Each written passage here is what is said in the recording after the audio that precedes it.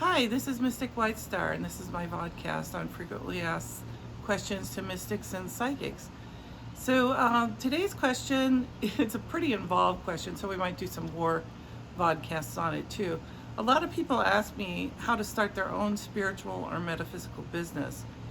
And the answer, is basically how you start any business. You have to maybe have a little bit of business training. I never did, but I kind of learned as I went along.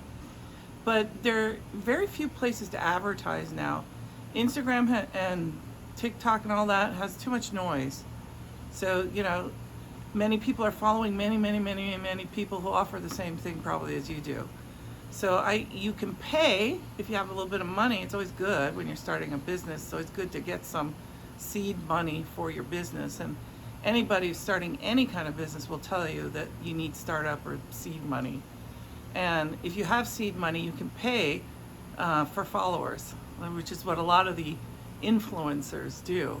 So that's the secret with Instagram or YouTube or anything. People pay. They pay money for it. Those aren't real people that are following them.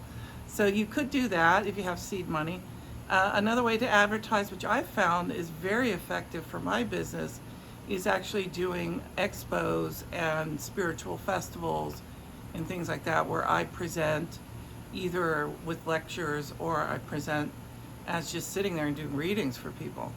And I'll charge them, a minimal fee for like 15 minutes. And it just gives exposure, and people get to know you and get to know who you are that way. If you just put an ad in a newspaper, you're not going to get very many hits either. Plus, there aren't any newspapers anymore. There aren't any, there's a few magazines that are like tangible magazines and not online. But there's some online noise too, so much stuff online. How are they going to pick your particular website out of everything along? Again, you could pay Google to be at the top of the search bar. You can do that if you have seed money. So, beg, borrow, and steal. So, no, don't steal, honey. But get some seed money if you really want to get your business going quick.